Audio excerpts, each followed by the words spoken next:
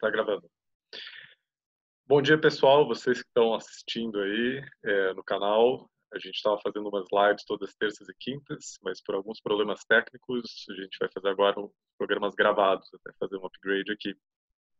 E aí hoje, fazer uma conversa com um grande amigo meu de São Paulo, André Arcângelo. O André é psicólogo, é músico, é artista, é meio que um xamã urbano contemporâneo, escritor, também pesquisador, e a gente tem grandes conversas há muitos anos, né? A gente morou junto também, e a gente estava há muito tempo tentando planejar uma conversa para gravar, porque a gente sentia que os diálogos eles mereciam, né, serem gravados, né, e poder compartilhar aí na rede.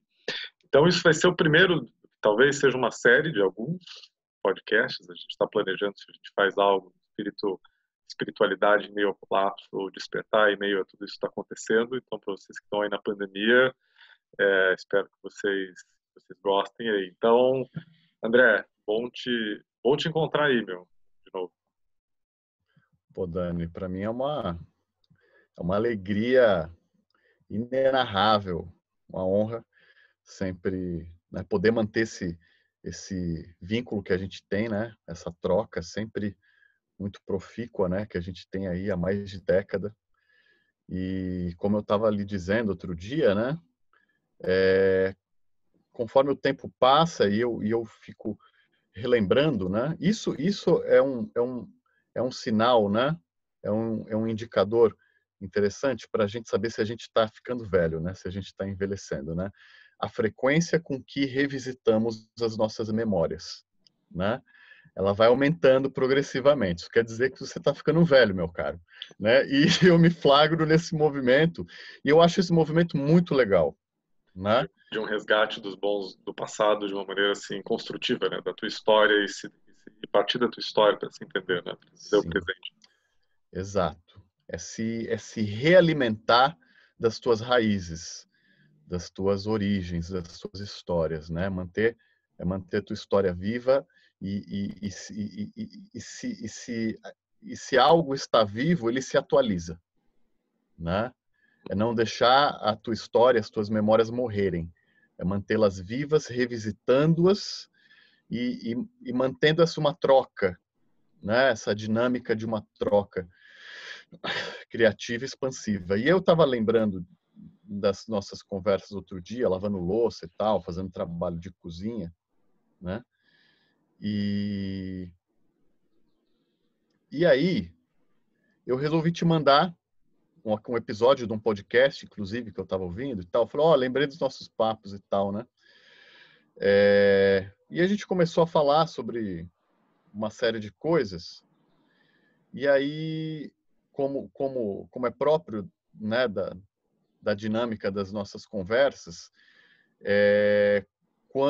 de repente, quando eu percebi, a gente tinha chegado num ponto que eu não faço a menor ideia de como a gente chegou naquilo, né?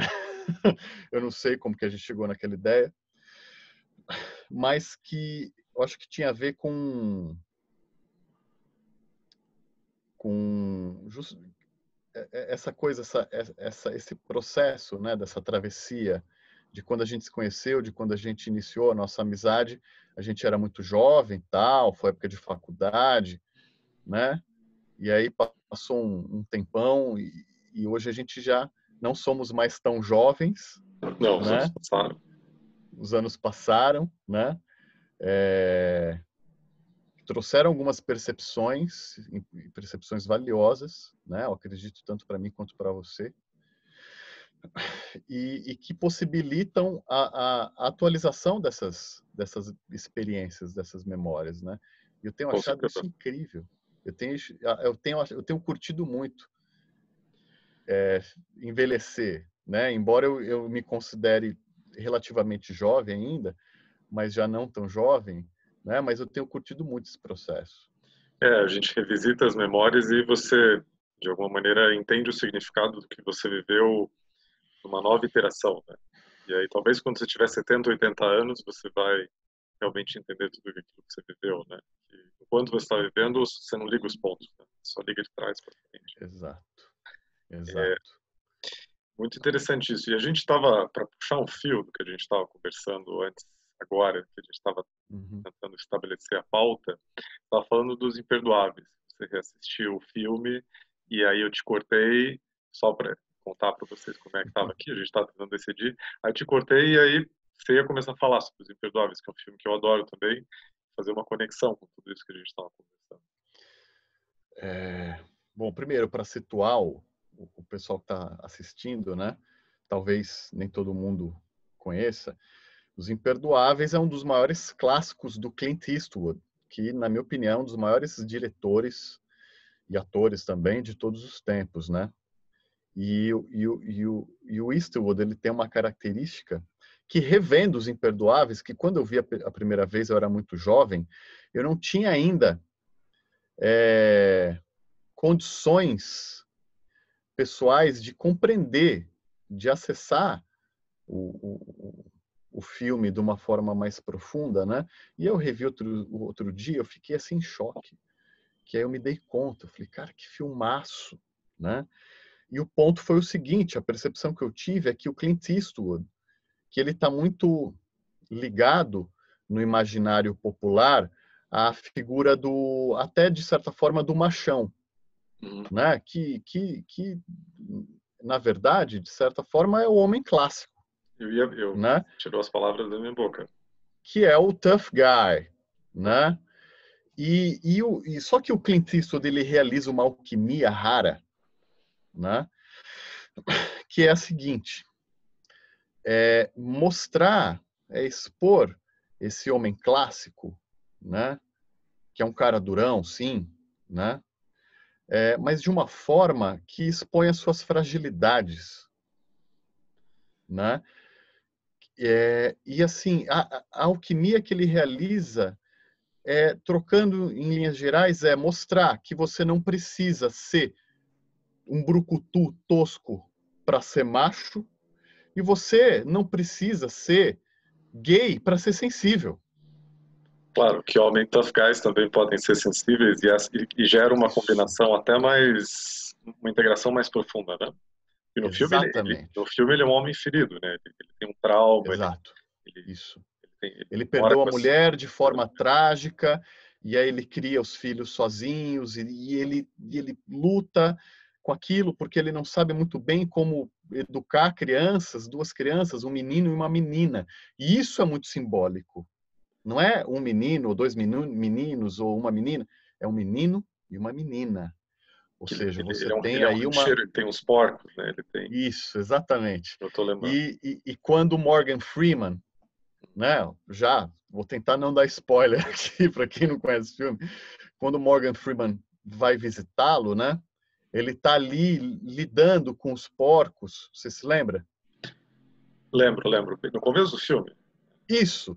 E ele não está tendo um bom momento naquela lida. tá correndo, tá correndo atrás dos porcos, algo assim, né? Dá pra ver que ele não tá no Isso, elemento dele. isso. Ele meio que acaba tomando uma surra dos porcos, de alguma forma. E Uhum. tudo isso é muito simbólico, cara. Tudo isso é muito simbólico. Você veria isso como um símbolo, por exemplo, de um homem que está fora do elemento, de uma pessoa que está fora do propósito dela e de alguma maneira assim, porque aquilo parece meio que um chamado, né? Porque você faz muita análise simbólica, mítica. Bom, eu li recentemente aquele texto que você mandou. Como é que você lê aquilo? Como é que você vê simbolicamente? Eu gosto muito do filme. Acho que tem um toque em muitos níveis. Como é que você vê isso? Eu acho que essa cena dos porcos fala por si. Ela tem uma força total, né? E é isso, né? Eu lembro da gente, nas nossas conversas lá, na casa lá da essa de Queiroz, né? A Casa de A Madeira nossa Gélida? casinha. Que era o nosso rancho, né? Era É, tipo um rancho aquela casa, né, Dani? era Porque como era estar uma no casa sítio da velha. cidade. Era É, era uma casa velha de madeira caindo aos pedaços, né? E era uma coisa de rancho, assim. E essa cena em que ele está lidando com os porcos ali, ela tem uma força que ela fala por si. E isso, para mim, é uma das primeiras coisas assim que me permite reconhecer uma verdadeira obra de arte. Ela prescinde de manual de instrução, de texto explicativo. Ela fala por si, ela tem força própria. Ela toca um inconsciente profundo, né? O registro de muitas dessas vivências, dessas histórias que já foram vividas e que estão guardadas em algum lugar do nosso DNA, né? Do inconsciente, por exemplo. Ela conversa imediatamente com a sua alma. O ponto que me chama a atenção desse começo da história, porque ele é chamado a se tornar, digamos, bom, ele é convocado a ser um cowboy, não um cowboy, mas um pistoleiro de volta, né? Que seria poder ter um dinheiro e, de alguma maneira, um mercenário, né? Para ser um mercenário, né? E como é que você vê a questão assim de uma pessoa se alinhar com o seu destino? Porque você, no texto que você mandou outro dia, que eu estava lendo, tem uma frase que me marcou muito, porque é algo que eu olho muito no processo de terapia e também na minha própria vida, assim, né? De que é o caráter que determina o teu destino e são as transformações do teu caráter que você recebe a partir de iniciações ou de experiências da vida que de alguma maneira determinam ou mudam o teu destino, né? Então, se você pega alguém que está trabalhando terapeuticamente, você tenta realinhar ou que a pessoa reconheça o caráter dela ou a natureza profunda dela, porque ela possa não ter um destino trágico, não ter um destino de sofrimento. Assim, né? Como é que você vê isso no sentido do chamado mesmo, da vocação, ou pegando o filme como o chamado que ele recebe do destino dele? Como é que você vê a relação do homem com o destino? Eu vou justamente ficar nessa cena dos porcos, porque isso para mim diz muito. Ele está lidando com o chiqueiro, né? Quando Morgan Freeman aparece na casa dele e faz uma proposta, né, que de certa forma é um chamado à aventura, né? E aí a gente tem um paralelo, um link direto com o ciclo do herói, né? Ele está naquele exato momento ele está mergulhado no chiqueiro, na lama, lidando com os porcos, com a sujeira dele, e se batendo para criar um menino e uma menina, que são duas crianças. Ele está se batendo, ele não sabe. Ou seja, ele está tendo que mergulhar no lodo dele, no chiqueiro íntimo dele, ele está tendo que lidar com os porcos para descobrir como que ele alimenta, como que ele forma, como que ele integra aquele par de opostos, aquela dualidade nele que de certa forma é pura, é ingênua, é infantil, são duas crianças, é um menino e uma menina. Entendi. Né? Ou seja, então assim, claro, é minha leitura particular, né? Ele lutando para integrar a alma dele, as polaridades que estão representadas nos filhos, no casal de crianças, né? E que apesar de todo o fracasso dele, de toda, enfim, a precariedade da situação dele, o amam incondicionalmente, né? Então, eu acho que isso fala muito dessa jornada, desse processo que cada um tem que enfrentar e que, inevitavelmente, Dani, vai enfrentar ao longo da vida, seja na análise, na psicoterapia ou não, simplesmente na vida, no dia a dia. Seja elaborando isso de modo mais ou menos consciente, num trabalho terapêutico, ou não, simplesmente na raça, saca?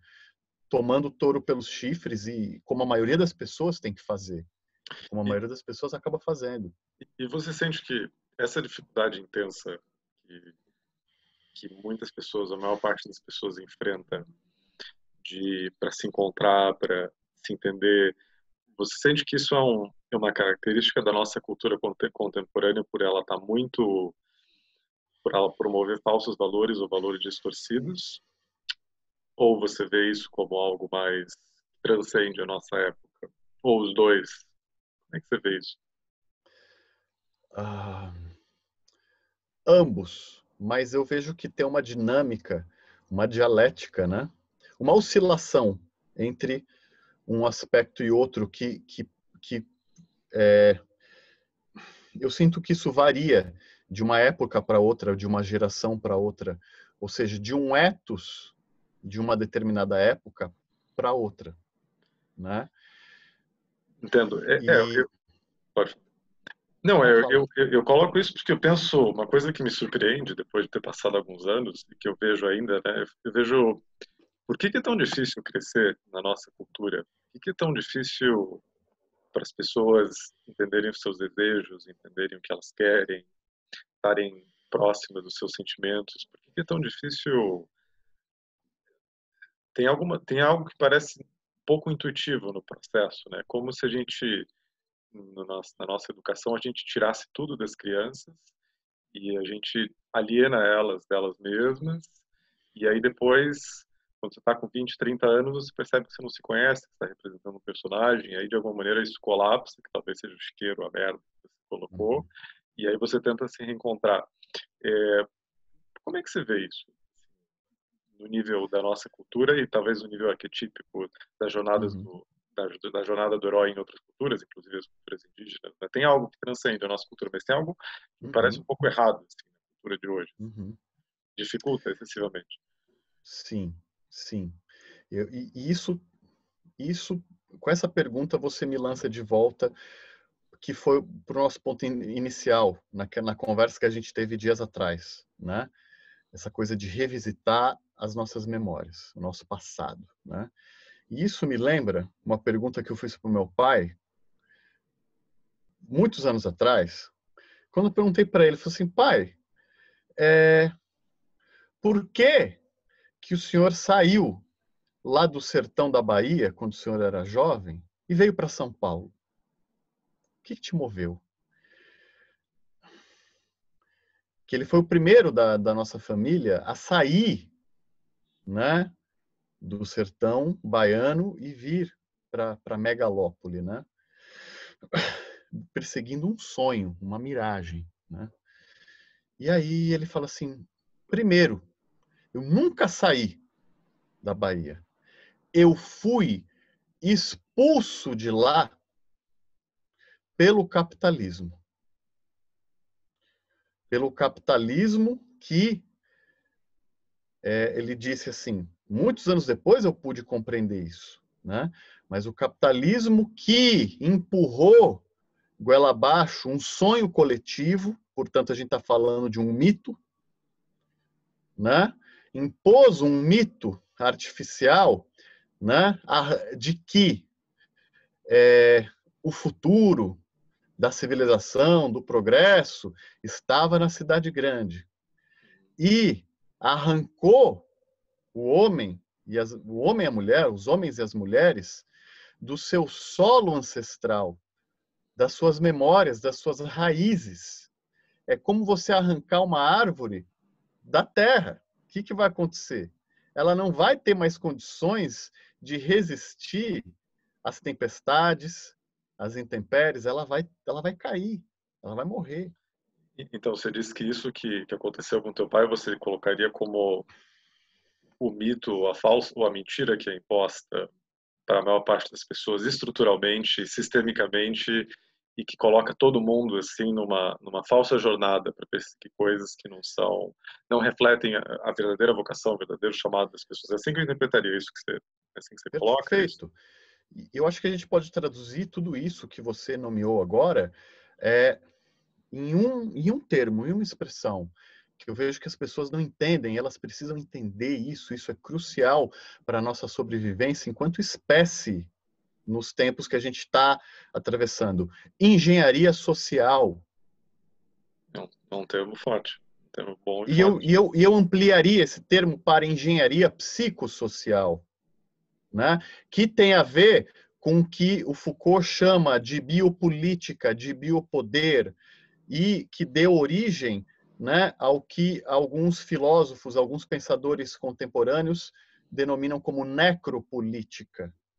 Mas então porque engenharia social é um termo que tem, digamos, denota algo deliberado, não é simplesmente algo acidental, contingente que foi acontecendo, tem uma deliberação. Eu Exato. sei que você pensa, como é que você pensa isso? Ah, Algo top-down? de certa forma, sim. né?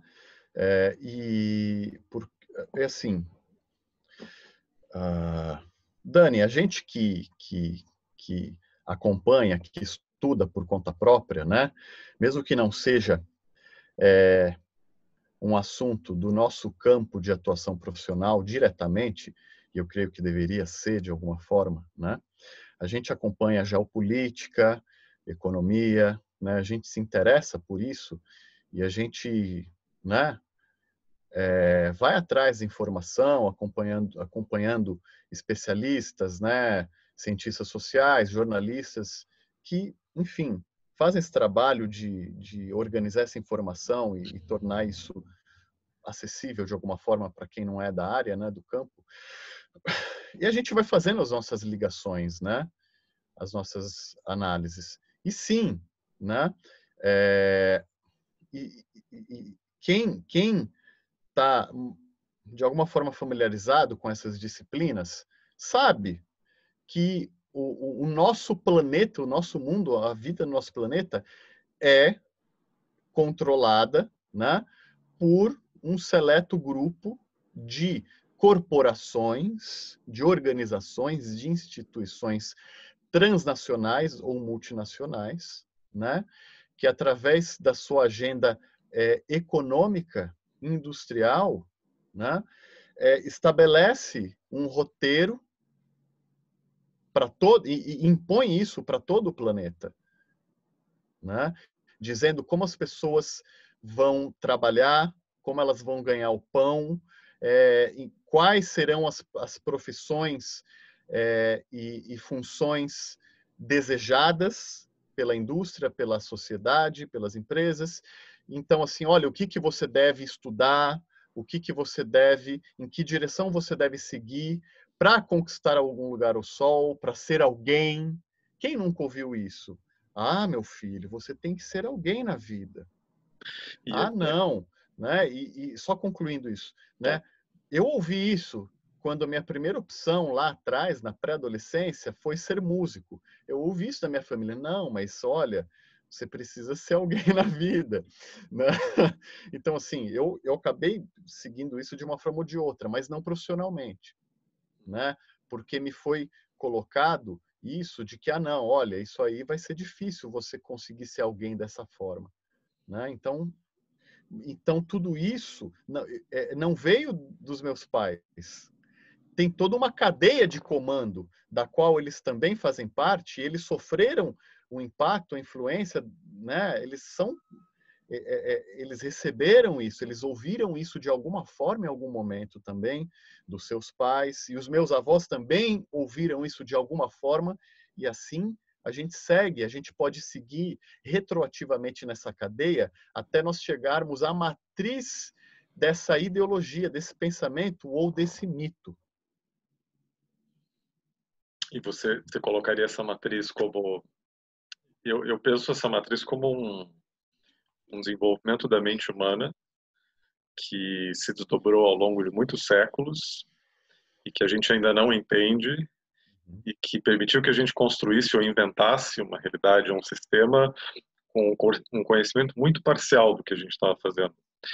E que aí essa constituição talvez seja sistema técnico-industrial, é o termo que algumas pessoas usam, concentrou poder em poucas mãos ou em poucos grupos, e aí a gente atinge um estágio no qual os interesses do indivíduo podem estar em grande ou enorme contradição com os interesses do sistema amplo. E aí é o grande problema, né? Porque quando os teus interesses pessoais, né, quando você, por exemplo, quer se tornar um músico, se lidar com um músico, e aí a estrutura não favorece, ou na verdade se opõe a isso, aí eu acho que a gente chega no ponto do que o Terence McKenna dizia: a cultura não é tua amiga, culture is Aham, not your friend, né?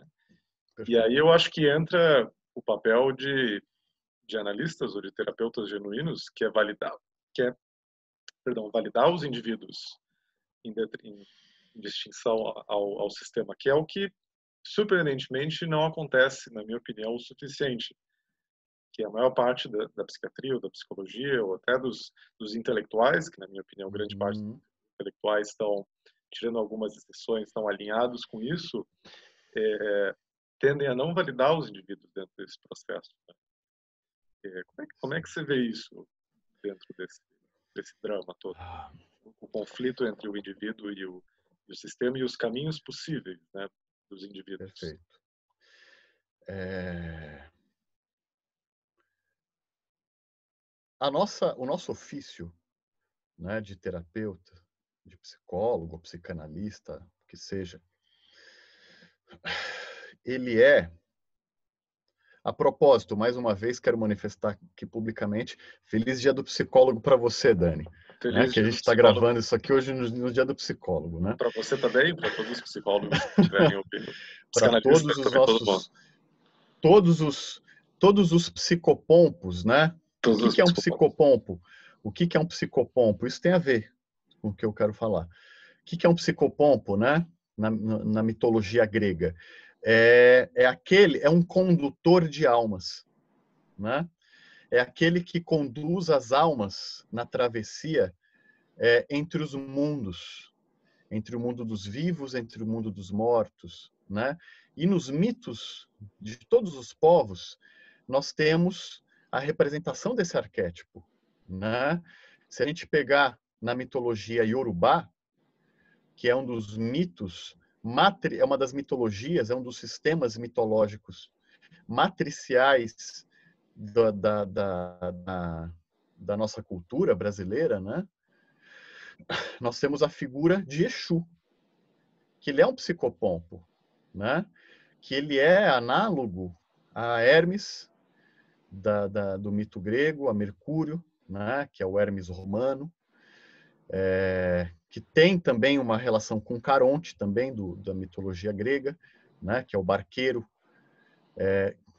que é esse, que são todas essas figuras que realizam essa tarefa, esse ofício sagrado de conduzir as almas através das fronteiras, né? E fronteira costuma ser um lugar muito costumam ser regiões, zonas de tensão, de conflito, de perigo, de risco, né? Quem se tiver alguém ouvindo a gente, assistindo, né? Alguém que já tenha lidado, trabalhado perto de fronteira, né? Fronteira entre países, né? Sabe o quanto perigo transita nessas regiões. Né? Os militares sabem muito bem, né? Claro. Policiais, enfim, que atuam nessas áreas, Uhum. sabem, né? Que o quão perigoso pode ser você transitar. Então, isso faz de nós que atuamos nas fronteiras, né? Da psique, nas fronteiras da alma, isso faz do nosso ofício, por excelência, um ofício marginal. Nós atuamos nas margens, né? Nós transitamos entre as margens, né? Então isso nos coloca socialmente numa posição marginal. Isso se reflete no status, né, da nossa profissão na sociedade, Mas, né? mas por que que você acha, por exemplo, que, pelo menos na minha leitura, quando eu leio os psicanalistas do Freud, o círculo do Freud, o Reich, o Grodeck, o próprio Jung, todas aquelas pessoas daquela época, parecia que eles estavam fazendo algo muito diferente do que se faz hoje em dia. Parecia que eles eram muito mais lúcidos em relação à civilização, eles eram críticos da civilização, o próprio Freud escreveu Mal-Estar da Civilização, o Jung também. Eles pareciam que eles estavam mais fora, iluminando, digamos, a cultura do que acontece hoje. Eu tenho a sensação de que hoje, de modo geral, mesmo a espiritualidade e as linhagens psi, elas, elas tendem a promover uma adaptação dos indivíduos ao sistema de uma maneira que me parece surpreendente, ou seja, faltam muita faltam, na minha opinião, muitas críticas, como Foucault fazia, como os grandes filósofos franceses fizeram, e hoje isso é cada vez mais raro. Por que você sente que aconteceu isso? Por que a psicologia e a psiquiatria, de alguma maneira, colocaram como princípio geral o objetivo adaptar as pessoas, não promover a Perfeito. transcendência ou o reconhecimento delas mesmas? Vamos lá. Esses caras, esses pioneiros, né?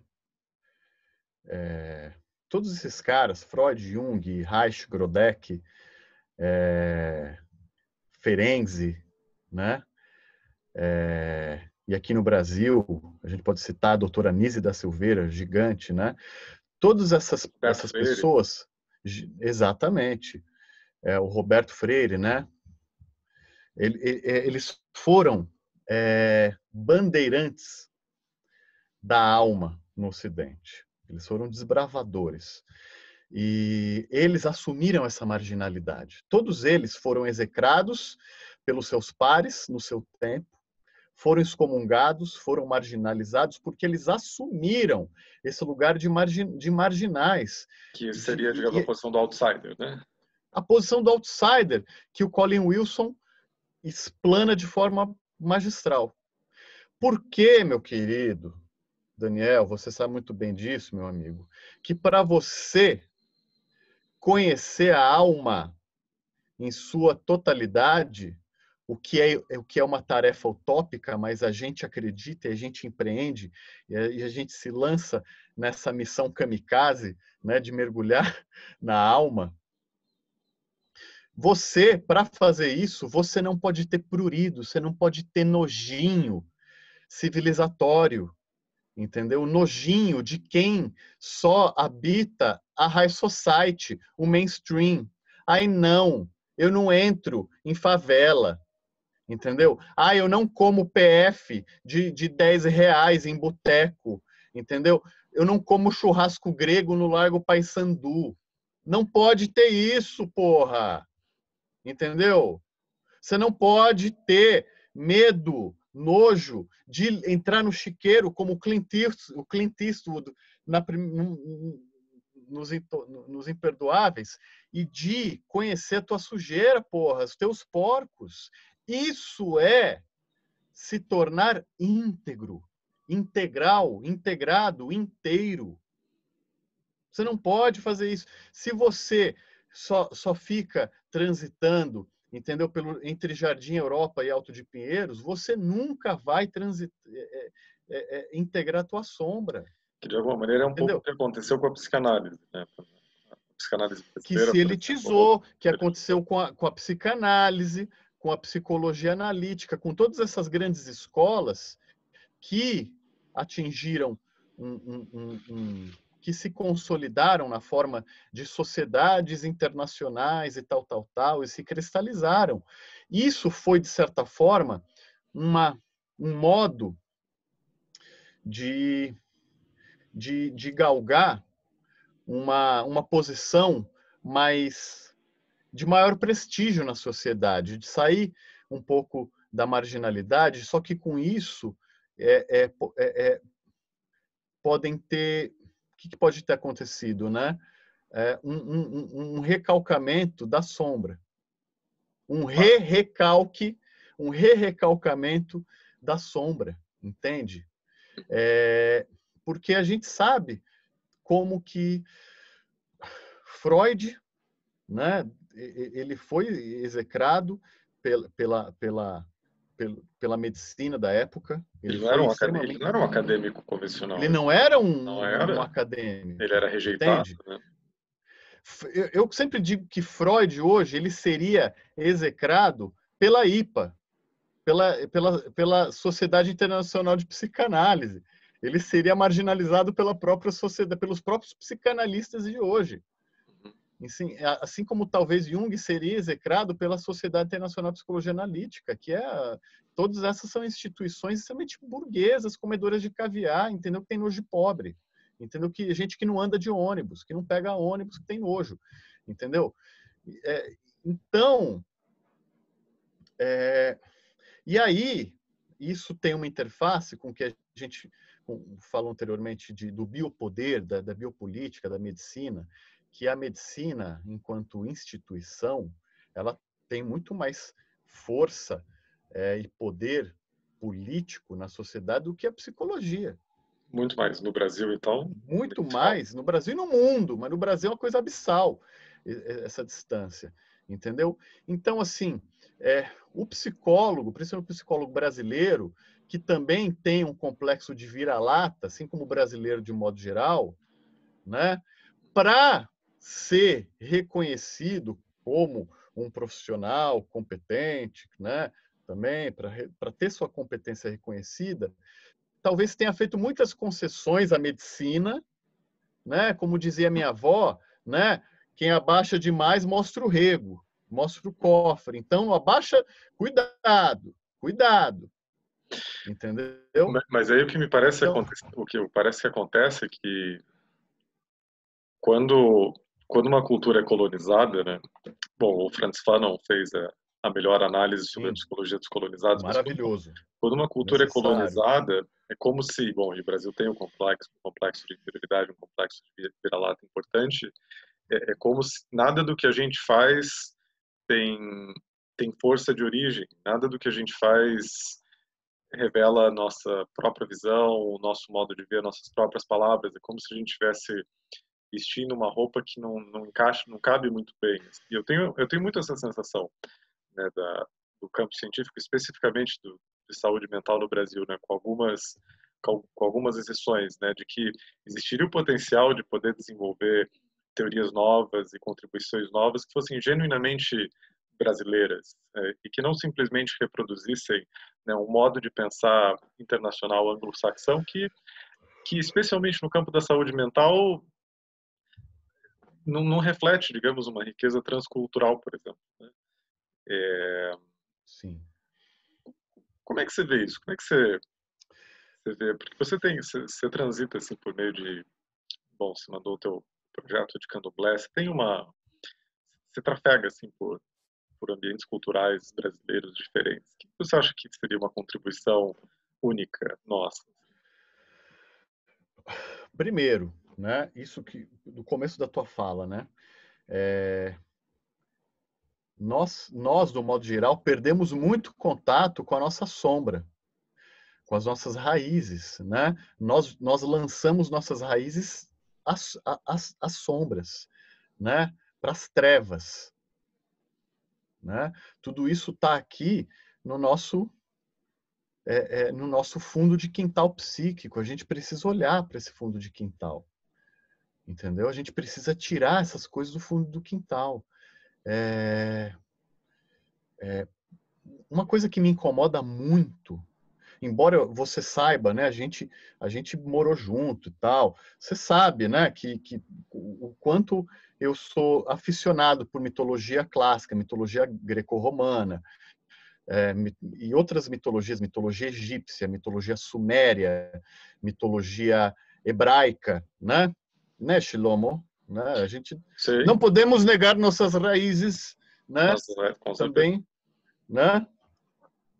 Então, é, mas, ok, embora nossos antepassados tenham vindo, né? Enfim, ou lá os Sefaradim, lá de Portugal, os Ashkenazi, lá da Rússia e tal. Mas nós já estamos algumas gerações aqui sendo curtidos em solo brasileiro, né? Pensando em português, e português BR, português brasileiro, que é temperado, né, com o tupi, com o iorubá, com tudo isso. A gente pensa, a gente o tempo todo tem um diálogo interno. Esse diálogo interno, ele se dá em uma língua específica. O meu se dá em português brasileiro, Com certeza, e a gente tem uma né? presença de natureza que em outros lugares não se tem, e pode Exato. tomar ayahuasca no fim de semana e ter uma experiência psicodélica Isso. de uma maneira que em outros lugares não é possível. Tem uma presença indígena que a gente poderia considerar muito mais, valorizar muito mais, né? 56,1% da população negra, negros e pardos, afrodescendente. Isso é mais da metade da população, porra. Entendeu? Então a gente precisa trazer, integrar todos esses elementos à nossa psique coletiva, entendeu? Isso geraria uma cultura muito diferente, né? Uma representação, se todas essas pessoas que estão, digamos, um pouco à margem, até da vida intelectual, por exemplo, Sim, né? sim. Você teria contribuições É, diferentes, muito mais ricas.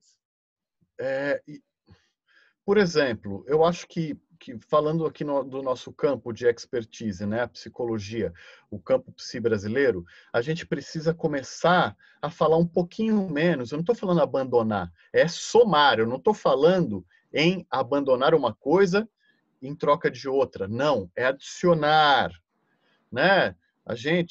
Eu que sou junguiano, então a gente fala muito quando a gente vai fazer, né, análises psicológicas, a gente fala em Hermes, em Zeus, em Héstia, né, em Afrodite, a gente fala em deuses gregos. Maravilhoso, é um corpo, né, teórico, É um é, é, é panteão um, é um bonito. panteão, é um manancial mítico belíssimo. Mas espera aí, por que a gente não está falando em Macunaíma? Por que a gente não está falando, entendeu? Em Exu, em Anderu, em Ara? Por que a gente não está falando nisso, porra? Por que o mito do grego, né, que é o mito fundador da civilização europeia, por que os mitos europeus são mitos e o nosso é folclore? Como se fosse crendice popular rasteira. Por quê? Entende? Não, é mitologia brasileira. A gente precisa reconhecer isso. Quando a gente está falando do Boto, a gente está falando de mitologia brasileira. É a mesma coisa que falar de Zeus, entendeu? De Tote. É a É, mesma coisa. tem essa dimensão mítica e tem a dimensão, né, de não se sentir inferior em relação aos estrangeiros, né? Isso, De isso. ter, que é algo que, por exemplo, matemática brasileira faz muito bem. O Arthur Ávila ganhou a medalha Fields, o INPA é um lugar assim de nome internacional, é algo que eu gosto muito, né? Tenho meio que uma paixão antiga por matemática e eu Sim. vejo o desenvolvimento, por exemplo, da matemática brasileira e falo, olha, notável, né? Professores brasileiros fazendo pesquisa de ponta em Princeton, em outros lugares, né? Não só a Grandes nomes física, na física, nas grandes nomes da neurociências física, também. mas que talvez não tenha ressonância suficiente aqui, por exemplo, que é algo que eu acho muito curioso, assim, né? Como se a cultura superficial de massa, e aí a gente estava falando originalmente que o sistema ele distorce as vocações, ou distorce os chamados, essa cultura superficial ela tá bloqueando as pessoas de assumirem Uhum. outras posições, de buscarem outras coisas, de não só buscarem, não tô dizendo, não tenho nada contra o funcionalismo público, mas talvez não precisaria ser o único caminho que as pessoas, da ambição dos jovens, né?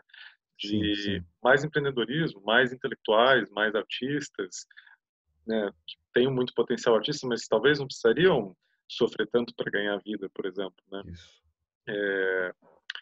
Tem essa sensação e aí muita riqueza de talentos vai se perdendo, né? Demais, Muito, demais. muito. E você estava falando, para voltar nesse ponto, você falou de engenharia social, a gente estava falando de biopolítica e de que existe um sistema e que existe uma dinâmica de poder que você tem a gente já conversou algumas vezes sobre conspirações e eu sei que você mergulha muito nisso e é um tema muito interessante, porque não só em termos do conteúdo das conspirações específicas, mas até da dinâmica psíquica por trás disso. Uhum. Eu acho que, não sei, seria um tema muito interessante da gente explorar, porque eu acho que a gente poderia extrair alguns insights importantes. O que você acha? Whoa, boy. Por onde a gente, É, isso. por onde a gente começa? O que está na tua Cara, cabeça? O agora. que você tem refletido nos últimos tempos? ah, Que você sentiria vontade de ah, compartilhar? eu não sei se foi você que me encaminhou há um tempo. Agora, esses tempos de pandemia, um texto do Eisenstein, do Charles Eisenstein, Com The certeza. Conspiracy Myth, né? O Conspiracy, mito, um um, texto excelente dele, excelente, excelente. excelente, né? Em que eu me identifiquei muito com a reflexão dele, Uhum. né? Que ele propõe as teorias conspiratórias e talvez a gente possa reuni-las todas, de certa forma, guardadas as devidas diferenças, como um grande corpus mítico. Assim como nós temos o corpus mítico grego, iorubá, enfim, egípcio, etc., né? Nós temos um corpus mitológico, né? Contemporâneo, né? E o que ele propõe é um olhar não literal das teorias conspiratórias. Como se elas fossem uma narrativa paralela do inconsciente, por exemplo? Isso.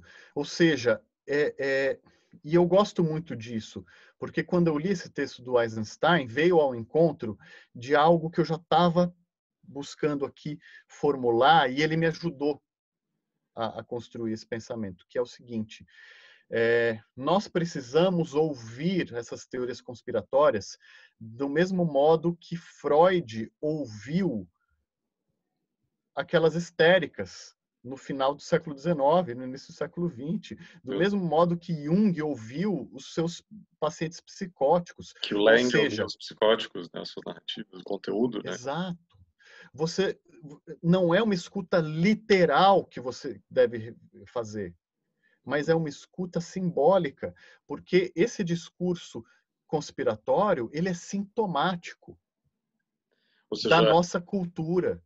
é um sintoma, muitas vezes, ainda que talvez certas conspirações podem ser verdadeiras, políticas, econômicas, né?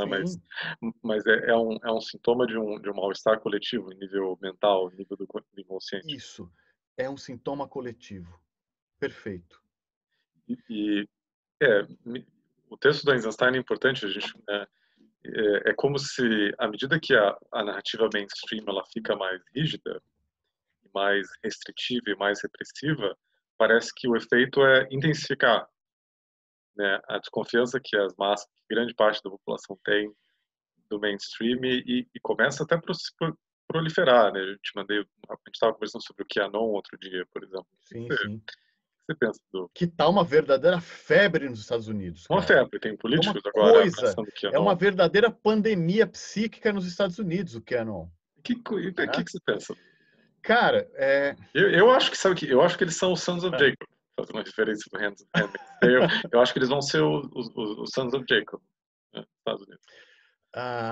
cara, assim, o Eisenstein, ele fala uma coisa que eu frisei, eu grifei aquele trecho do texto dele, que ele fala assim, que quando aqueles que deveriam ser os mediadores na nossa sociedade, na nossa cultura, entre a narrativa mainstream e as narrativas marginais, né? Que são os nossos filósofos, pensadores, cientistas, né? Os nossos artistas, os nossos criadores, os nossos intelectuais, quando eles se alinham ao mainstream e eles amputam, né, pelo menos metade de si mesmos, que é a sombra, que é a marginalidade, quando eles revogam a própria sombra, quando eles trancam a própria sombra num calabouço, eles traem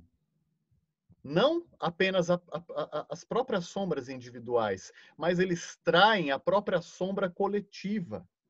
E o coletivo, a sociedade, intuitivamente, porque é assim que a sombra se comunica com o ego, através da intuição, e dos pesadelos, né? Que as pessoas cagam de medo. Essa semana eu tive um pesadelo que eu fiquei 2 noites dormindo de luz acesa. Cagado, mas eu sei que aquele demônio sou eu, é uma parte de mim que eu tenho que fazer amizade com ela, é isso.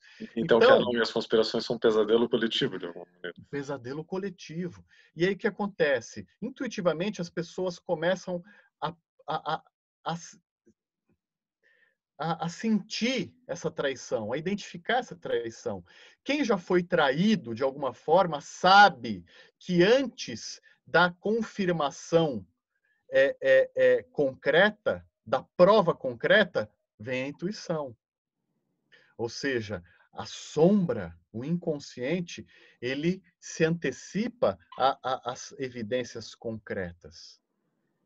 A sombra sabe. Então, essa sombra começou a se projetar na figura dessa casta intelectual, dos cientistas, e começou a projetar esse sentimento de traição nessa casta. Isso, né, é por isso que tanta gente hoje desconfia da ciência e não confia nos cientistas, E nos aí intelectuais. é um tiro que sai pela culatra, né? Porque aí é um retorno do recalcado, retorno de tudo isso que Exato, foi rejeitado, né? exato, Por essa narrativa estreita exato. e vem de uma maneira virulenta, né? Porque aí, claro, tem pessoas que não confiam em vacinas ou não vão confiar porque o prestígio institucional está em baixa. E aí você tem os jornais que começam a ser mediadores de fake news, por exemplo, sendo que, na verdade, as notícias falsas elas surgem como uma reação a uma agenda da mídia que por muito tempo restringiu, né, certas análises, né? Então, é, e, e para onde você sente que para onde você sente que o simulacro vai? Eu chamo o simulacro da combinação desse mundo paralelo, esse mundo espelhado das redes sociais, da mídia, que de alguma maneira, por causa da pandemia, a gente está vendo muito mais nisso, né? E me parece, e eu acho que essas conspirações elas entram nisso, que eu sinto que isso está mediando as nossas vidas de uma maneira muito muito impressionante. Falsifica as relações, por exemplo, o simulacro. Uhum, É muito mais difícil para as pessoas ficarem próximas, se relacionarem de verdade, uhum. para as pessoas entenderem o que elas estão vivendo.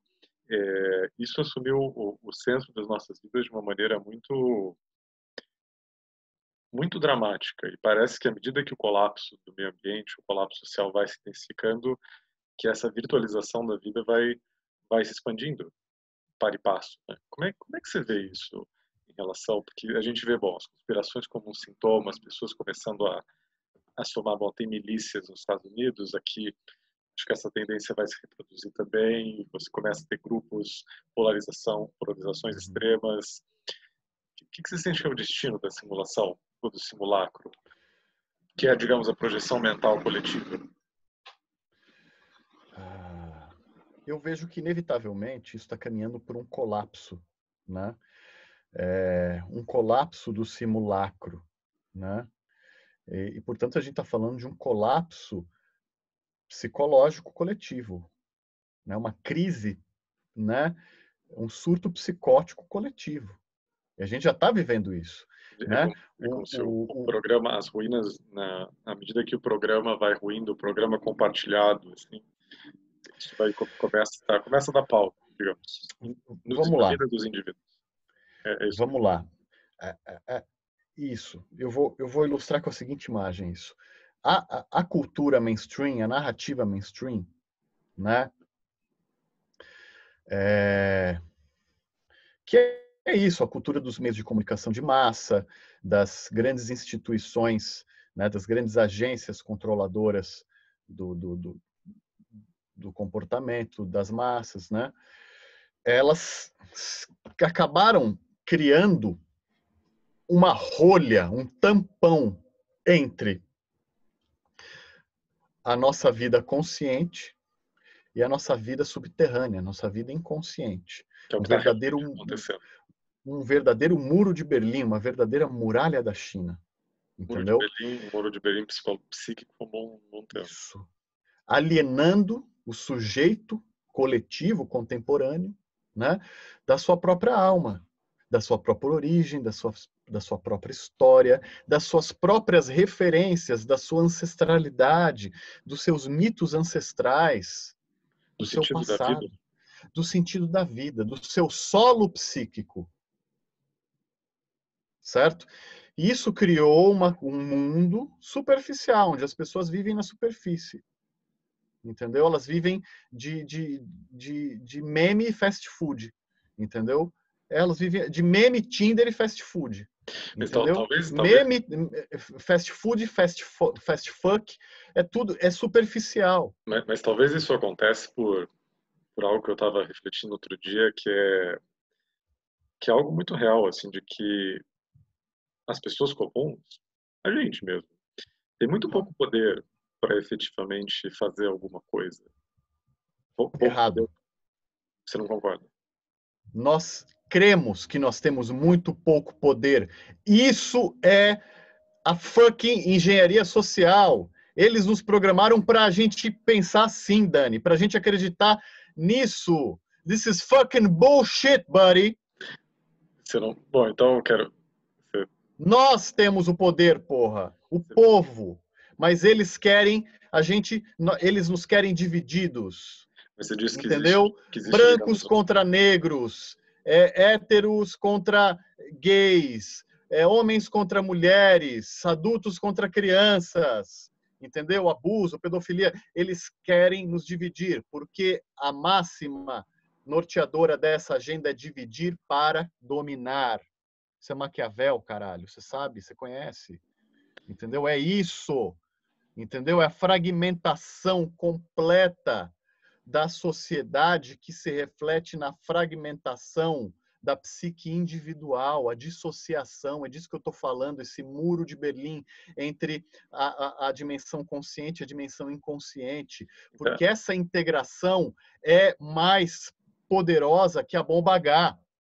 Entendi. Então você disse que o sentimento de desempoderamento ele não é real, ele é Não, ele é ele faz artificial. parte do véu de Maia. Claro, eu concordo nesse ponto. Eu digo o desempoderamento em termos Ele é efetivos. apenas ele é uma percepção, ele é uma experiência. Ele é uma Concordo. experiência a partir dessa matrix, né, artificialmente configurada. Então, o que você colocaria como o genuíno poder dos indivíduos dentro do processo inteiro?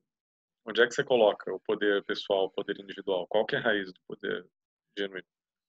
Está no chiqueiro. Cada um vai ter que entrar no seu chiqueiro e lidar com seus porcos, porque dentro do estômago dos porcos, misturado com a lavagem, tem um ouro. Mas não é o ouro vulgar, é o ouro dos alquimistas. Justo. Então, você diz que cada pessoa é atravessar o processo de transformação interior, entrar em Anigredo. contato com essa Lembra do sombra. processo alquímico. Começa com anigredo, começa com o lodo, começa com a nojeira. Né? E, Cada um vai ter que realizar esse processo. Entrar claro. em contato, olha o ato falho, em contrato. Uhum. Né? É justamente estabelecer um contrato com a própria sombra. É E, isso. e aí, o que você vê como, digamos, a consequência disso em termos da vida das pessoas, o que elas podem fazer, como você vê que isso pode mudar ou produzir um poder pessoal maior ou até liberdade dentro de um processo que parece quase Parar de ver o outro como ameaça, parar de ver o diferente como ameaça. O branco parar de ver o preto como ameaça, entendeu? O homem parar de ver a mulher como ameaça, entendeu? Parar de ver o estrangeiro, o imigrante, o refugiado como ameaça. É isso, porque tudo isso são projeções da nossa sombra. Entendi. E a partir do momento que a gente para de ver o outro como ameaça, a gente perde o medo de se aproximar. E se a gente se aproxima, a união faz a força. Entendi. Então, E eles que controlam essa agenda, a engenharia social, eles não querem isso, cara. Entendeu? Porque quantos reis e rainhas você tem num fucking jogo de xadrez? Quantos bispos? Quantos cavalos? E quantos peões você tem no tabuleiro? então você sente que tem, digamos, um grupo Entende? sem Você ter... tem que manter os peões uns contra os outros. Quando você vê uma manifestação na Paulista do povo, de estudantes, de trabalhadores enfrentando a PM, é peão contra peão, cara.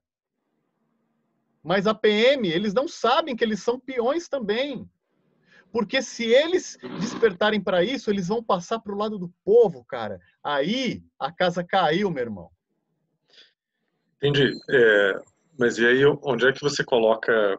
Isso me inflama, Dani, desculpa. Tudo bem, mas e onde é que você coloca, digamos, qual que é a direção em termos de ações, em termos de atos das pessoas, seja para alterar ou transformar suas vidas? Você falou, bom, você usou a metáfora do chiqueiro como bom, você tem que empreender um processo pessoal no qual você vai se desconstruir, entrar em contato com a tua sombra, que é, digamos, a visão analítica, e a partir disso você adquirir algo interior que talvez transcenda a simulação, talvez transcenda o simulacro, isso vai te dar um poder pessoal de uma outra ordem.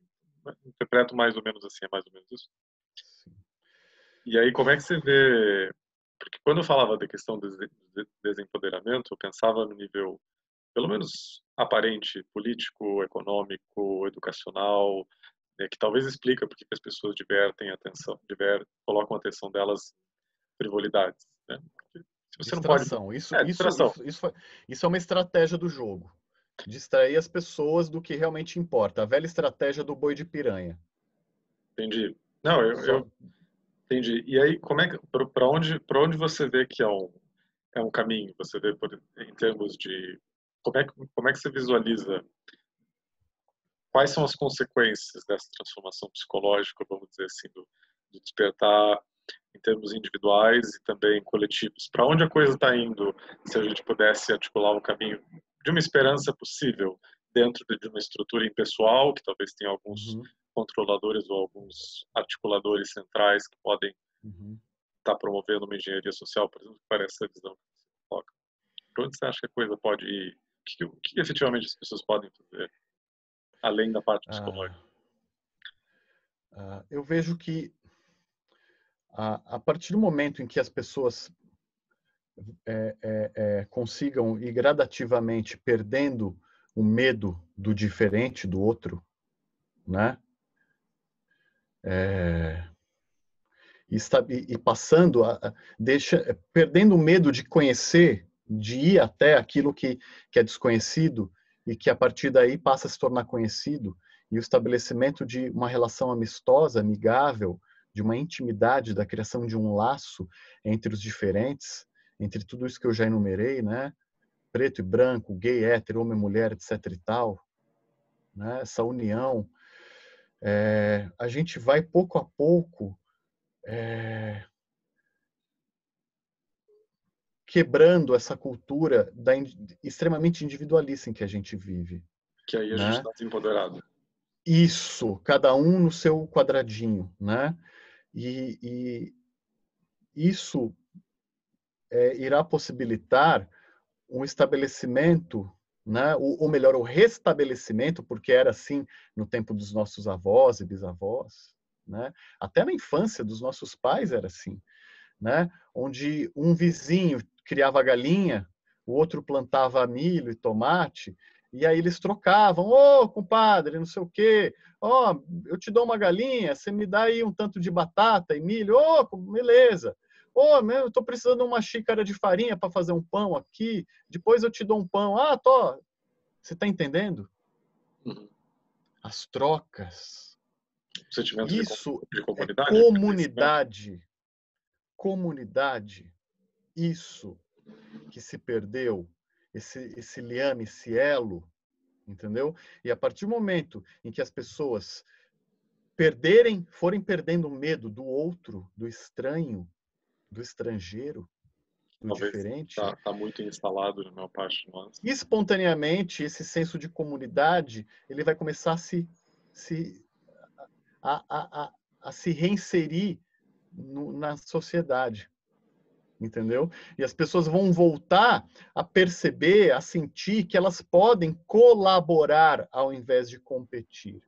Elas podem criar junto.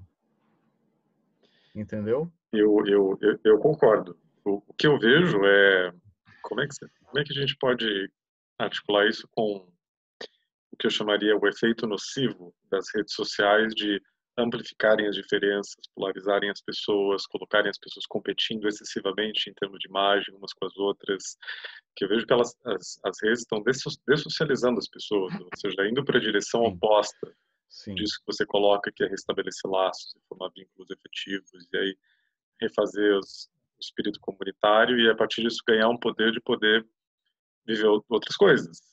Seja formar uma comunidade, comprar uma terra, não sei como isso pode acontecer, mas eu vejo as redes, Facebook, Twitter, Instagram, todas as redes, de modo geral, promovem essa pseudocultura que está fazendo todo mundo infeliz. Sim. Como é que você vê? Porque isso é uma interação complicada, especialmente agora que a gente está meio isolado, né, por causa da pandemia, cada um nas suas casas. Como é que você pensa isso? Primeiro, A gente que está mais ou menos consciente disso, a gente precisamos ser íntegros, né? Coerentes, ou seja, integrar pensamento, palavra e ação. Então, é viver isso que a gente está falando e fazer o uso da boa palavra. O que é a boa palavra? É não utilizar a palavra, utilizar esse espaço, por exemplo, nas redes sociais, que pode ser um espaço muito potente para ficar dando vazão à nossa pequenez, né? Ofendendo as pessoas nas redes sociais, insultando, devolvendo insulto, e utilizar esse espaço para exercitar uma comunicação integradora, compassiva, adulta, porra, madura, entende? Ao invés de ficar cancelando o outro porque o outro falar e não gostei do que você falou, você está cancelado, você deixou de existir. Oh, né? Como se realmente, né? Todo mundo foi cancelado, deixou de existir, gente. Sabia que eles foram para um buraco negro fora da galáxia? É claro que não. Que conduta mais infantiloide. Isso não é infantil, porque a infância é uma coisa brilhante, maravilhosa, linda. Isso não é infantil, isso é infantiloide, que é um aspecto bobo, bocó, entendeu? Isso é infantilismo. Ah, eu vou te cancelar. Não, peraí, cara, você está falando algo que é difícil para mim ouvir, entende? Que é difícil para eu entrar em contato. Então, peraí, onde é que isso está pegando, cara? Está pegando uma sombra, entendeu? Então, assim, peraí, olha, eu estou tendo dificuldade de processar isso que você tá me dizendo. Peraí, eu vou precisar de um tempo, mas você pode me ajudar dizendo isso talvez de outra forma? Peraí, construir pontes ao invés de muros. Você coloca Entendeu? essa... Mas isso só é possível, só deixa eu concluir isso, Dani, dá licença. Isso é possível se você estabelecer primeiro, construir uma ponte consigo próprio, com, de novo, as suas raízes, as suas origens, os seus porcos, o seu chiqueiro. Porque senão você vai ficar projetando a sua sombra, a sua sujeira no outro eternamente. Então deixa de ser infantiloide, Katsu, entendeu? E ficar cancelando. Isso é mimimi, isso é mimimi. Entendeu? Isso é mimimi. Entendeu? Então, se o outro falou alguma coisa dura, puta que pariu, cara, eu vou ter que lidar com essa dureza. Entendeu? Porque o mundo é duro. Eu não posso cancelar o mundo. Entendeu? Eu não vou ficar aqui dentro da minha bolha, vou cancelar o planeta Terra no Facebook porque eu não gostei. Não, cara, você vai ter que lidar com isso. Entendeu? Isso constrói o sujeito. O enfrentamento das adversidades, das vicissitudes. Entendeu? Eu sei que você entendeu. Não, eu vejo que... Claro, é retórico, você sabe disso. Bom, você fala muito, né, da questão assim de diminuir as fronteiras entre as pessoas, diminuir o medo que as pessoas têm umas das outras, reaproximar, promover o diálogo, ir num caminho de inclusão e não exclusão, que é a cultura do cancelamento, por exemplo, uma reintegração, poder ver além das diferenças. Então, é como se muito do que você coloca como caminho de retorno, ou de transformação positiva, vai por essa via de reunião entre Isso. de poder ver além dessa separação que é tão forte e que provoca uma cisão quase que automática nas pessoas quando elas veem uma opinião que elas não gostam, que elas sentem que elas estão sendo rejeitadas ou que alguém está defendendo o ponto de vista oposto. Isso está quase que automático hoje em dia, né? Isso está se tornando a norma, cara. A norma, isso é a perda completa da alteridade. E assim, a alteridade é o grande pilar, é o grande elo que sustenta a sociedade. Porque senão não existe diálogo, não existe diálogo. não existe É barbárie, cara. Não existe, claro. É barbárie. Eu não gostei do que o outro disse, do que o outro fez, eu vou lá, pronto, machadada no crânio. Peraí, cara, a gente sabe, daqui a pouco a gente está assim. Entendeu? Isso é um retrocesso sem tamanho. E como é que você pessoalmente faz quando você sei lá, é confrontado por algo que te causa uma rejeição ou que é uma posição que talvez se oponha muito às tuas crenças, às tuas convicções, o que você faz para poder Eu dialogar, às vezes sofro. até dialogar com... Eu sofro, eu sofro, eu sofro. Eu sofro tudo que eu tenho que sofrer. Eu mergulho no meu sofrimento, entendeu? Eu lido com aquilo, entendeu? Porque eu sei que aquilo tem algo para me dizer, para me ensinar. Eu aceito, eu reconheço, eu assumo o meu sofrimento, o meu pathos. Vamos lembrar do que é sofrimento em grego, né? O pathos, que é paixão, que é entrar em contato com a alma. Eu sofro pra caralho, você sabe. A gente morou junto, Dani. Você sabe como eu sou reclamão. Como eu sofro por causa das coisas. Entendeu? Mas o lance é você ir progressivamente sofrendo de modo mais consciente. E saindo do automatismo, se apropriando do teu sofrimento. Saber é se investigar. É saber, por que eu estou sofrendo, cara? O que está me causando sofrimento? Você vê, Entende? É então, que mergulhar em si mesmo. É esse... crescer. É não apenas sofrer por sofrer, um sofrimento inútil. A primeira cena, ou a segunda, sei lá, do primeiro episódio de House of Cards, né? É com esqueci o nome do protagonista, aquele ator, o Kevin Spacey, que foi o cancelado. Kevin Spacey, É. que foi cancelado por ser, enfim, talvez ele seja um pedófilo, e se ele for, enfim, ele que Cometeu a se sua, ele que se transgrediu. acerte, ele que se acerte com a lei e com a própria consciência um dia. Eu não tenho nada a ver com isso, mas que ele é um tremendo ator, ele é. E o começo, o primeiro episódio, a primeira cena, tem um cachorro que foi atropelado e tá sofrendo, né? Tá agonizando, e ele vai lá e ele olha para a câmera e fala assim: existem dois tipos de sofrimento nesse mundo, né? O sofrimento útil, que é aquele que te conduz a um crescimento, que te traz um aprendizado, e um sofrimento inútil, que é como o desse cachorro. E eu não tenho a menor tolerância para o segundo tipo. E ele vai lá e ele acaba com a agonia do cachorro. E ele acaba com o sofrimento do cachorro. Então é isso. O primeiro sofrimento, o sofrimento útil. Então a gente tem que aprender a converter o sofrimento inútil num sofrimento útil. Sair do automatismo, de ficar só, ó, pobre de mim, ó céus, ó vida, igual o desenho lá, entendeu? Sofrimento inútil. Peraí, cara, por que eu estou sofrendo? O que está me causando isso? Onde está doendo? Onde está...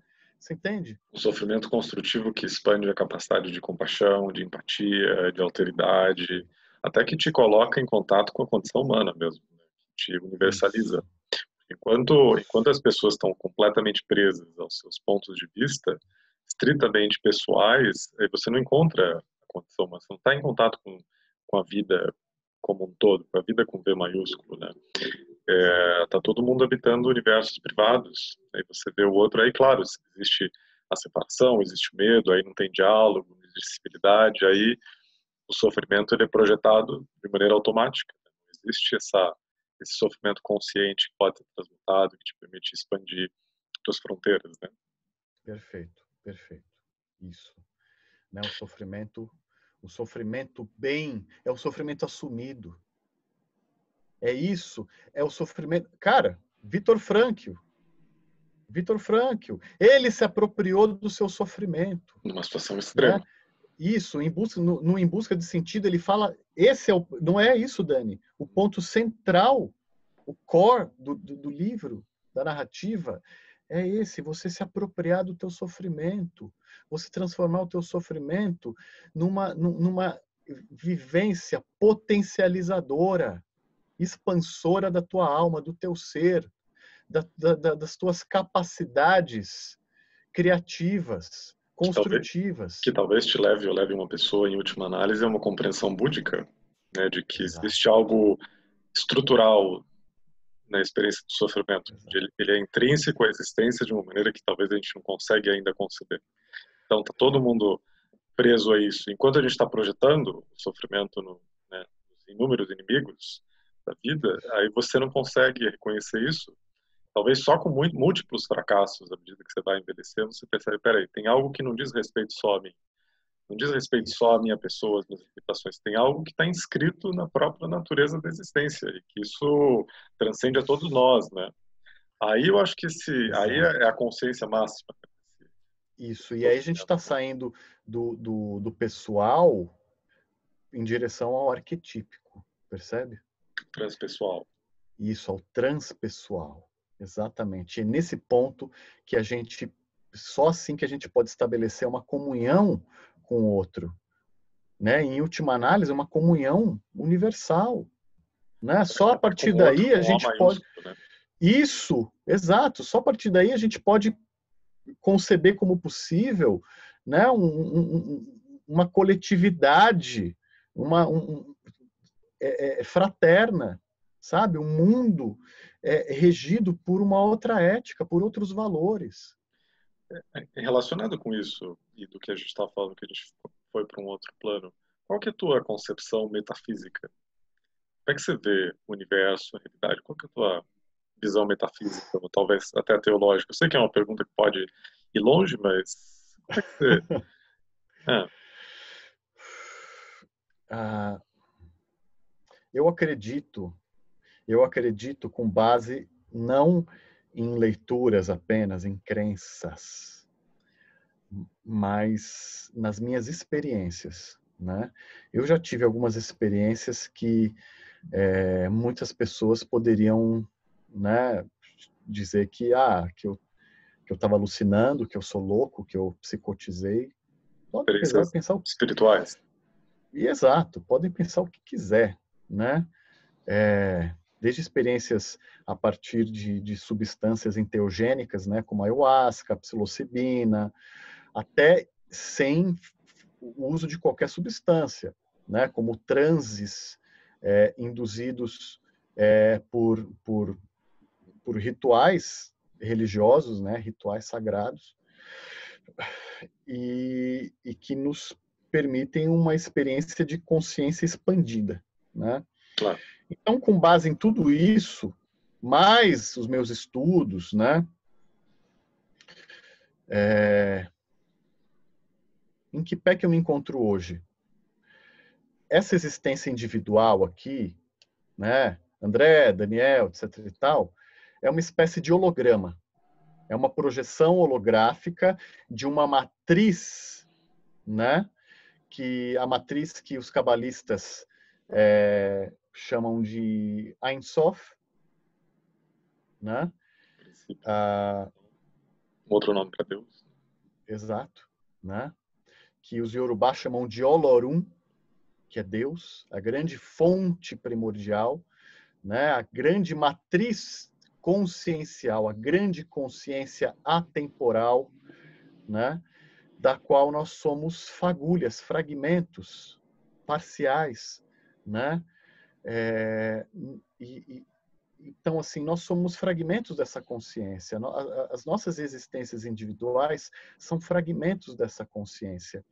E conforme a gente vai conseguindo dissipar dentro de nós, porém, a partir da interação com o mundo, com o outro, a gente vai conseguindo integrar, juntar os nossos... É como se nós fôssemos um vaso que caiu e foi estilhaçado, se estilhaçou. Essa é uma visão Né? bem cabalista. Então, cada um de nós é um caquinho do vaso, do Visão vidro, entendeu? teoria. E conforme a gente vai conseguindo reunir esses cacos e recompor a totalidade da forma original, nós vamos reativando, redespertando essa imagem interior em nós, né? Que é o que Jung chama de si mesmo, o self. Né? Entendi. E você falou no começo, você estava falando de experiências de estados de consciência não convencionais, alterados, não ordinários, por práticas, uso de substâncias. Então, você considera que não é um acesso, pelo menos que a maior parte das pessoas tem, na consciência ordinária. Você, é um acesso diferente, que permite essa visão metafísica, esse Sim. salto metafísico. A consciência ordinária, ela é uma águia dentro de uma gaiolinha de um sabiá. Você pensa numa perspectiva evolutiva também? Tem estágios, Sim. estágios evolutivos progressivos que... Eu, aliás, aí você toca num ponto que aí talvez a gente possa desenvolver isso numa outra ocasião, num outro episódio, né? Mas eu andei levantando a hipótese nos últimos tempos, e por isso até, por ocasião dessa reflexão, eu pedi para você me devolver o livro do Gebser, do Gebsen, A origem daquela sempre vez, presente. lembra? Isso. Claro. Que assim, que talvez estágios vindouros da consciência humana em direção aos quais eu creio que nós estejamos caminhando, na verdade sejam, né, um resgate ou uma rememoração, um redespertar de estágios que já foram experimentados num passado remoto da nossa espécie e que, ao longo do nosso processo, foram suprimidos por alguma razão. Então, talvez os estágios posteriores sejam uma reintegração, reconstrução do que já foi experienciado de uma outra maneira, né? Que é justamente o que o Terence McKenna chama de retorno à cultura arcaica. O resgate do arcaico. Bom, no modelo do Gebser são 5, né? O arcaico, o mágico, o mítico, o racional. Exato. E o integral. Né? Exatamente. É como o integral Exatamente. do Aurobindo, né? É que eu penso esse retorno não como um retorno linear, mas um retorno em espiral. Ou seja, você passa, você retorna ali, porém numa oitava superior, né? Já assim de modo mais consciente, já com o ego, consciência integrado. Você vai se olhar no espelho com outros olhos. Com outros Mas olhos. você já viu, você já viu. Eu, particularmente? Não, que você já O viu, eu quê? digo, Ah, falando assim... não, mas eu tive Não, alguns eu fragmentos disso digo eu tive. Não, eu entendo, eu entendi. Sim, é uma ideia perfeito. de uma reminiscência, né? Uma anamnese. Eu gosto muito da Isso, ideia da anamnese. É uma ideia isso. platônica, é uma ideia do Philip K. Sim, Dick, né? De que sim. se a tua natureza é sempre presente, então se existe esse resgate, essa anamnese, essa lembrança, isso provoca gnose, provoca despertar, iluminação, né? Não é algo que precisa ser construído ou adquirido, Exato. é algo que já é intrínseco Que, da consciência humana, talvez seja a consciência humana. e que é algo que foi intuído, de alguma forma, por Jung e por Freud. Quando Freud ele considera os sonhos, né? Ele levanta essa hipótese, né? Dos sonhos como resíduos, como elementos residuais de uma memória arcaica. Ele está tocando essa intuição. E Jung, a partir dessa intuição de Freud, Jung vai adiante, vai né, aprofundar em direção à formulação da noção de inconsciente coletivo, dos arquétipos e tal. E aí, no Memórias, Sonhos e Reflexões, ele finalmente coloca Deus e o inconsciente com I maiúsculo como sendo Isso. essa super entidade, a psique com P maiúsculo, né? Coloca como princípio final. Exatamente. Porque ele sempre fica em cima do muro, metafisicamente. Né? Isso. Ele é um Só cientista que acadêmico quando na obra dele. Só que quando ele escreve o Memórias, Sonhos e Reflexões, ele já é um senhor, é um vovô que não tem mais nada para provar a ninguém. Ele já é, como ele diz, né? Logo no começo do livro ele fala assim: a minha história é a história de inconsciente que se realizou. Então ele se realizou, ele se integrou, ele não estava mais preocupado com a opinião alheia. Uhum. Entende? Uhum. Porque ele descobriu, ele compreendeu que a verdadeira natureza dele é a do grande olho, que tudo vê. Como naqueles desenhos Ele é o maravilhosos do Caco observador. Poema, né? E, não, Não essa são, série, essa obra é uma das coisas mais maravilhosas já criadas pela humanidade. esse olho aparece muito, né, nos desenhos, nas são? Litografias, talvez? Ou xilogravuras? Eu acho que sim, eu acho que Litografia, litografias. Que, litografias do Jornal Tempo. aliás, você viu essa série que foi reeditada pela editora Polar, Não? Acho que não. traduzida para o português? Cara, dê uma olhada. É uma série Aliás, alquímica? dê uma olhada nessa editora, na editora Polar. Depois eu vou te mandar o link para Tá. você dar uma olhada nas edições. Eles que editaram aquela edição do Zohar que você me deu de presente. Aquela É edição do Zohar. deles. Sei qual é. Sei. Vou dar uma Entendeu? olhada, vou dar uma olhada. Dá uma olhada. Então, bom, eu acho que vamos fazer um fechamento aqui. Vamos fazer um fechamento e aí essas rebarbas a gente deixa para próximos encontros. Com certeza. Então, bom, André, valeu por fazer a gente bater esse papo aqui, conversar. Acho que vão ter outros encontros, com certeza. Fazia tempo que a gente estava para fazer isso. Sim. Então, é sempre bom. A gente puxou vários temas, então acho que a gente vai poder puxar eles de volta, né, em alguns outros. E bom, e para vocês que estavam assistindo, depois eu coloco algumas informações do André aí. E bom, espero que vocês tenham gostado assim, da nossa conversa aqui. E vão com certeza ter outros. Então, eu acho que é isso. Um grande abraço aí para vocês. André, um grande abraço aí em São Paulo. E, bom, a gente vai se reconecta uma hora dessas. Dani, muito obrigado pelo convite, pelo espaço, pela oportunidade. Eu creio que seja até desnecessário dizer que foi assim um tremendo prazer, uma alegria sempre trocar com você. É sempre algo que me promove, me propicia uma expansão, um crescimento, e por isso eu sou muito grato, né, a isso que você me propicia, né, que é sempre essa oportunidade de eu me expandir. Com certeza, digo mesmo. Então é isso, meu caro. E Então meus é isso. queridos que acompanharam até o fim esse diálogo psicodélico maluco, né, e que puderam aproveitar isso de alguma forma. Obrigado também aí todo mundo que esteve conosco nessa jornada. Então é isso. Agradeço a todos vocês aí. André. Axé, meu irmão. Axé. Axé. Com certeza. Arro. Baruch Hashem. Te mando um abraço. Grande abraço, meu querido. Até breve. Até breve.